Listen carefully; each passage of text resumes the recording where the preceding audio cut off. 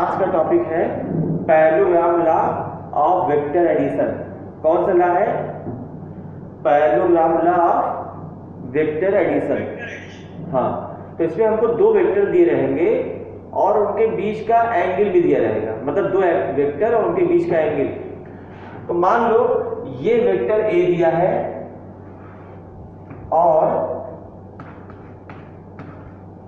ये vector A दिया है और ये वेक्टर बी दिया है। आपको दो वेक्टर दिए रहेंगे और वेक्टर दिए हैं विद डायरेक्शन, उनके बीच में एंगल भी दिया रहेगा। अब कहा जाएगा इस दोनों वेक्टर को ऐड करो। क्या करो? इस दोनों वेक्टर को ऐड करो। तो आप क्या करेंगे, इस वेक्टर ए के पैरेलल एक दूसरा वेक्टर बनाएंगे बी के हेड से। तो इसके पैरेलल एक वेक्टर ए बन गया और बी वेक्टर के पैरेलल, मतलब ए के हेड से बी के पैरेलल बनाएंगे वेक्टर।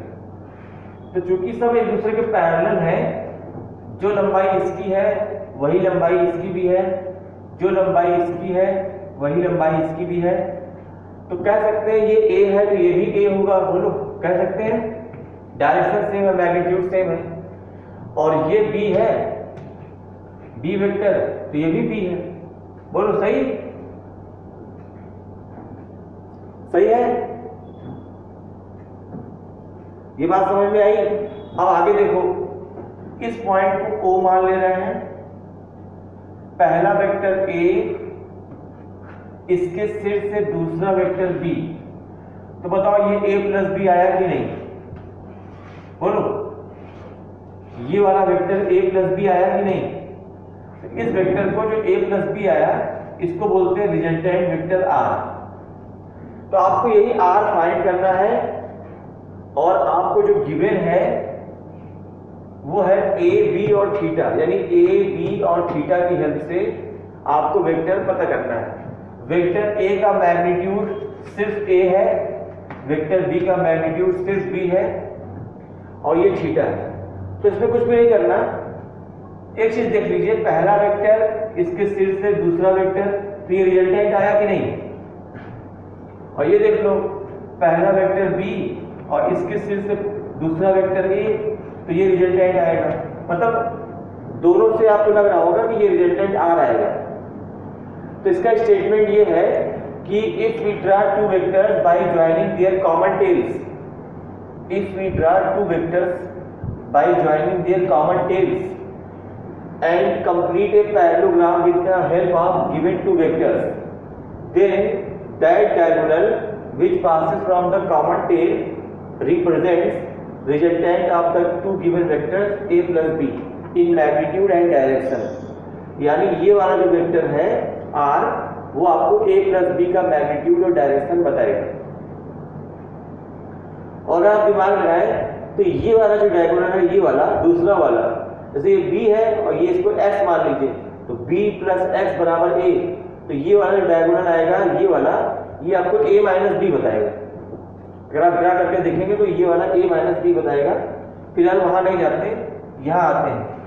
तो आपके एग्जाम में ऐसे पूछ सकता है कि अगर हम लोग एक पैरेललोग्राम लॉ को फॉलो करते हुए रिजल्टेंट निकालते हैं, तो एक डायगोनल अगर a प्लस बी बताता है तो दूसरा क्या बताता है? तो उसका आंसर है एक डायगोनल सम बताता है, दूसरा डायगोनल डिफरेंस बताता है। ठीक, तो यहां देखिए ये थीटा है, यहां से परपेंडिकुलर ड्रॉ करिए। ये थीटा क्यों आप समझ रहे हैं? ये थीटा है तो कॉन्करेंट एंगल ये भी थीटा होगा, ये बी है तो थीटा के सामने आज जान रहे हैं साइन होगा, ये बी साइन थीटा होगा, क्योंकि साइन थीटा आप लगाएंगे तो परपेंडिकुलर यही आएगा और अपॉन हाइपोटेन्यूज बी। नाम रख लीजिए O P S T M. तो पी एस सॉल्व करेंगे तो ये आएगा बी कॉस थीटा, क्योंकि इस ट्रायंगल में ये बेस है तो कॉस थीटा लगाएंगे तो पी एस अपॉन बी आएगा। तो सुन लीजिए, ऐसे आप डायरेक्ट क्लियर करिए। राइट एंगल ट्रायंगल में अगर हाइपोटेन्यूज दिया हो तो थीटा के सामने साइन आता है और जो बेस होता है वो कॉस आता है। समझ रहे हैं ना बात? साइन कॉस लगाएंगे तब बी आएगा। उसके बाद देखिए O से एक P तक की दूरी, ये A वेक्टर है और ये B cos थीटा। तो यहां से यहां तक की दूरी आई A plus B cos theta और ये दूरी आई B sin थीटा और ये 90 डिग्री है और ये R देखिए 90 के सामने है, हाइपोटेन्यूज है। तो ट्रायंगल OST एक राइट एंगल ट्रायंगल है जिसका R हाइपोटेन्यूज है। तो हाइपोटेन्यूज R का square is equal to A plus B cos theta का whole square plus B sin theta का होल स्क्वायर। अब इसको सॉल्व करेंगे तो आएगा A square plus B square plus 2AB cos theta. तो यहां से तो आपका R स्क्वायर आ गया, A square plus B square plus 2AB cos theta. ये बात समझ में आई? बोलो भाई, ये बात समझ में आई? उसके बाद आप क्या सॉल्व कर सकते हैं, ये वाला एंगल अगर अल्फा मान लें, इस एंगल को अल्फा मान लें, मतलब रिजल्टेंट का A से एंगल अल्फा, तो आप देखिए tan अल्फा ले सकते हैं। tan अल्फा कितना आएगा? tan अल्फा आएगा अल्फा के सामने ये perpendicular B sin theta upon base A plus B cos theta. ऐसे ही अगर आप ये वाला एंगल मान लीजिए बीटा, तो अल्फा के सामने ये है B sin थीटा, मतलब अल्फा के सामने, चूंकि अल्फा A से एंगल है तो आपने B का साइन लिखा है। अब ये B से एंगल है तो आप A साइन लिखेंगे। तो tan बीटा कितना आएगा?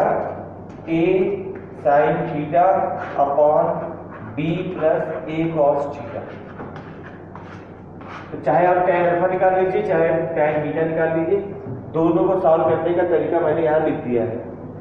एक बार आपको समझा दे रहा हूँ। अल्फा अगर A से एंगल है तो B का साइन और B का कॉस लिखिए, फिर A जोड़ दीजिए। अगर आप एंगल B से नाप रहे हैं तो B को भूल जाइए, A साइन और A कॉस लिखिए, अपॉन B जोड़ दीजिए। तो ये आपका tan अल्फा tan बीटा आ जाएगा और रिजल्टेंट R स्क्वायर बराबर A square plus B square plus 2AB cos theta आएगा। बोलिए, ये बात समझ में आई भाई? ये बात समझ में आई? ठीक, तो अब आपका देखिए होमवर्क क्या है। अगर हो सके तो पैरेललोग्राम लॉ पर बेस्ड जितने भी रिजल्टेंट वाले सवाल हैं न्यूमेरिकल, और जितने भी दो वेक्टर के बीच के एंगल को देकर फिर तीसरा रिजल्टेंट से एंगल पूछे A से या B से, ये वाला tan अल्फा जो बेस्ड सवाल है बीटा वाला, ये जरूर लगाइएगा। एंगल वाले सवाल जरूर लगाइएगा, इसमें बहुत सवाल कंपटीशन में पूछे जाते हैं और बोर्ड में भी आता है, ये भी आपको मिलेगा बार बार, तो इसको लगाइएगा। ठीक है, तो आपका होमवर्क है parallelogram law of vector addition पर बेस्ड रिजल्टेंट वाला सवाल और एंगल वाला सवाल, प्लस टाइप्स ऑफ वेक्टर आपको मैं पूरा पढ़ाया, equal vector, collinear vector, position vector, coplanar vector, जो पढ़ाया उस पर आप सवाल लगाइएगा। देखिए एक जीरो वेक्टर भी होता है, नल वेक्टर। जीरो वेक्टर या नल वेक्टर ऐसा वेक्टर जिसका मैग्नीट्यूड जीरो हो और डायरेक्शन डिफाइंड ना हो, उसको नल वेक्टर या जीरो वेक्टर बोलते हैं। बात समझ में आई ना? अगर कोई वेक्टर जीरो मैग्नीट्यूड का है तो आप जान रहे हैं जब उसमें मैग्नीट्यूड है ही नहीं तो डायरेक्शन किधर बोलोगे, ना दाएं ना बाएं, तो ना ऊपर ना नीचे, तो उसकी डायरेक्शन नॉट डिफाइंड होती है नल वेक्टर की या जीरो वेक्टर की, और मैग्नीट्यूड जीरो होता है। तो टाइप्स ऑफ वेक्टर पे बेस्ड न्यूमेरिकल लगाइएगा, पैरेललोग्राम लॉ पर लगाइएगा, और रिजल्टेंट के फॉर्मूले पर और एंगल के फॉर्मूले पर सवाल लगाइएगा। ये आपका होमवर्क है, इसे लगाइएगा। कल फिर से मिलते हैं न्यूमेरिकल के साथ, इसको आप लगाए रहेंगे तो उसको लगाया जाएगा। ठीक है, ठीक, कल मिलते हैं, टाइमिंग में आपको मैसेज करते हैं।